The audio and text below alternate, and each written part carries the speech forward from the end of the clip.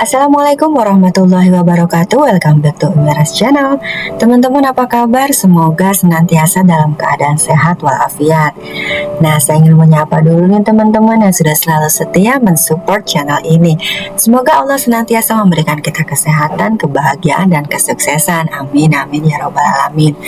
Nah, untuk teman-teman yang belum support, langsung aja yuk klik tombol subscribe, like, komen, dan jangan lupa nyalakan lonceng notifikasinya agar teman-teman tidak terlewat update informasi dari channel ini. Terima kasih. Teman-teman maba atau teman-teman yang baru mau mendaftar KJMU tahap 2 tahun 2025, kali ini kita akan membahas tentang bagaimana cara pengisian berkas atau dokumen yang dibutuhkan untuk diupload di pendaftaran online KJMU tahap 2 tahun 2025 di laman P4OP. Nah, seperti sudah saya sampaikan di video yang sebelumnya bahwa ketika teman-teman ingin mendaftar secara online, lebih baik atau ada baiknya teman-teman mempersiapkan terlebih dahulu berkas yang dibutuhkan. Jadi jangan sampai pas ketika teman-teman sudah mau daftar nih secara online kemudian berkasnya ada yang lupa atau ada berkas yang belum diisi gitu ya. Jangan sampai seperti itu, karena itu akan memperlambat proses pendaftaran teman-teman. Baik teman-teman, pertama, langkah apa yang harus teman-teman lakukan? Yang pertama adalah teman-teman mendownload terlebih dahulu ya. Berkasnya itu di sini ya, di laman tinyurl.com /KJMU tahap 2 strip 25. Nah, nanti tampilannya akan seperti ini teman-teman ya. Nah, teman-teman nanti pilih yang harus di-download. Itu yang pertama ini surat permohonan bansos ya buat teman-teman maba atau yang baru mau daftar. Yang kedua surat pernyataan, yang ketiga surat pernyataan ketaatan, dan yang keempat surat kuasa debit. Nah, ada satu lagi surat yaitu surat instrumen kelayakan. Nanti kita akan bahas di akhir video ya teman-teman. Kita bahas satu persatu dulu bagaimana cara pengisiannya. Yang pertama yaitu kita buka dulu pertama teman-teman download dulu ini, kemudian di print out ya teman-teman, di print kemudian teman-teman isi. Oke, teman-teman bisa isi dengan tulisan tangan, bisa juga teman-teman ketik ya, itu bebas. Kemudian yang pertama kita bahas adalah surat permohonan bantuan biaya peningkatan mutu pendidikan. Formnya seperti ini ya teman-teman. Ini teman-teman isi, silakan tanggal teman-teman membuat surat permohonannya. Kemudian di kolom paling atas ini teman-teman isikan data diri teman-teman ya. Nama, tempat tanggal lahir, jenis kelamin, ya ini coret yang tidak diperlukan, alamat, RT RW, kelurahan, kecamatan, kota, dan kode pos.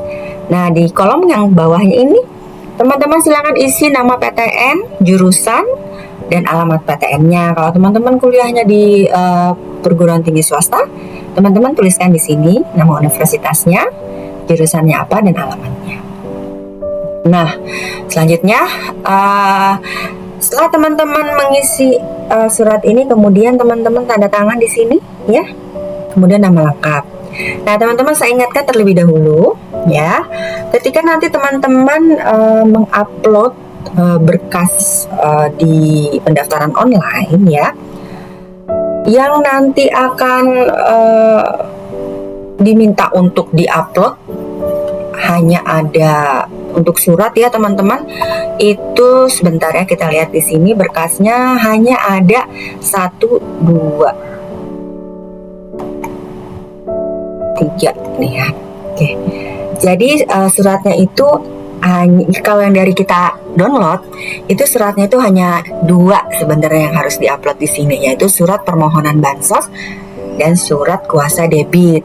Tapi di surat permohonan bansos ini teman-teman harus menggabungkan surat yang lain, yaitu suratnya apa? Ya, suratnya ini teman-teman.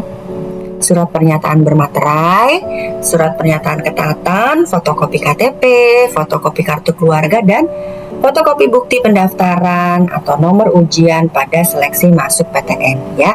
Jadi teman-teman surat permohonan ini ya, kemudian dokumen yang ini teman-teman scan digabungkan scan-nya ya, dijadikan satu file. Oke, nanti teman-teman upload di sini di surat permohonan bansos. Gitu ya teman-teman.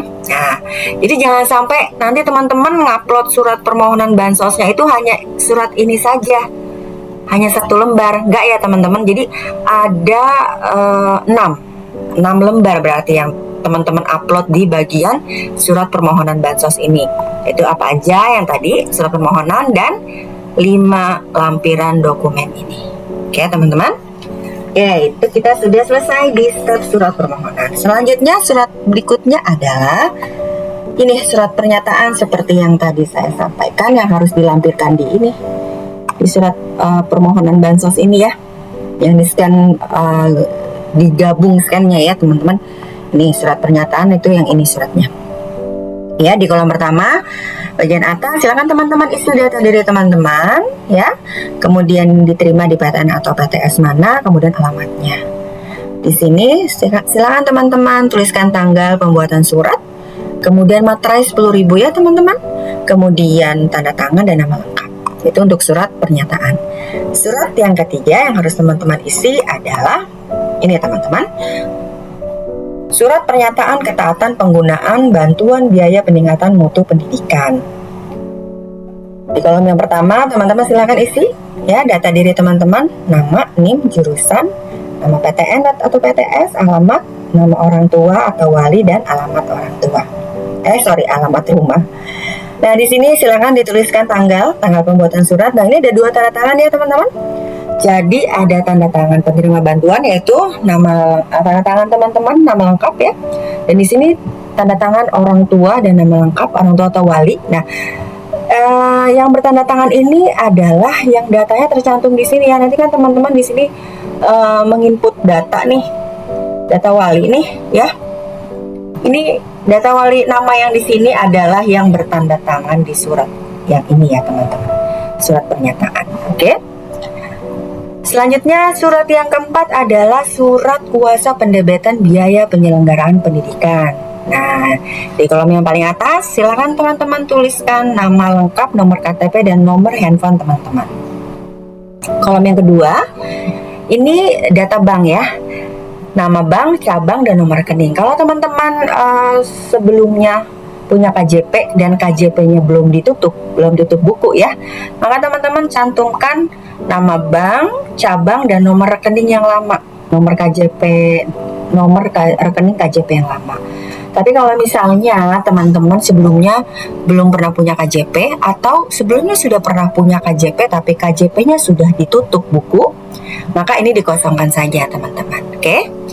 Kemudian kolom yang ketiga ini nama PTN, NIM, jurusan, nama PTN, dan alamat PTN ya, silakan diisi. Kemudian untuk nominal pendebetan teman-teman tulis di sini 9 juta per semester. Ya, kemudian di sini tanggalnya, tanggal pembuatan surat.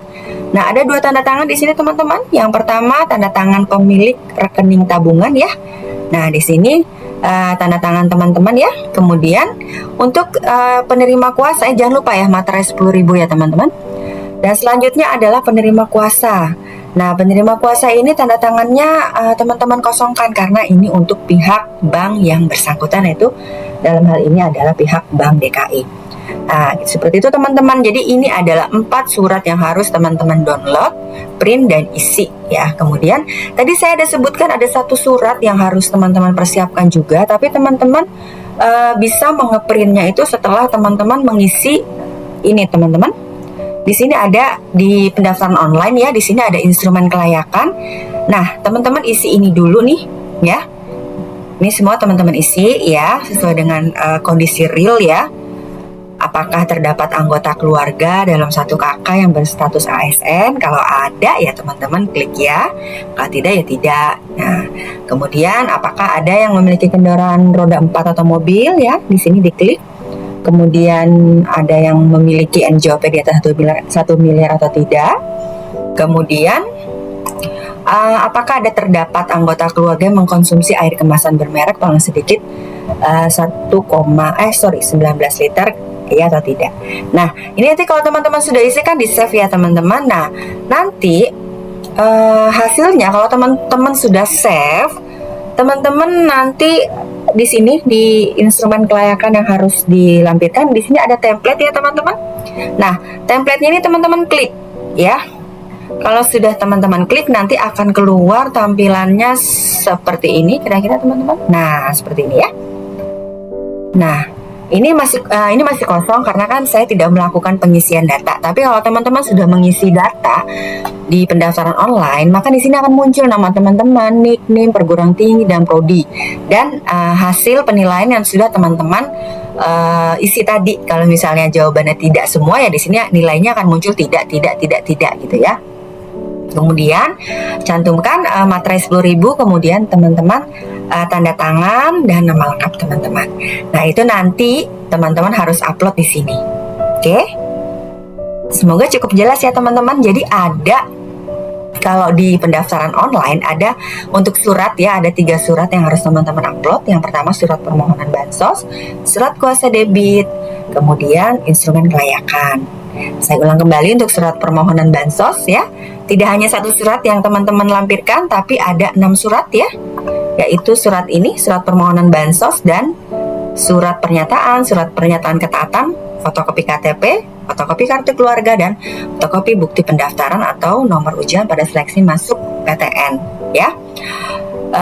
Kemudian yang selanjutnya adalah ini teman-teman, instrumen kelayakan yang barusan saja kita bahas ya. Nah, selain 3 surat ini teman-teman juga persiapkan ijazah SMA sederajat, kemudian KRS dan KHS ya.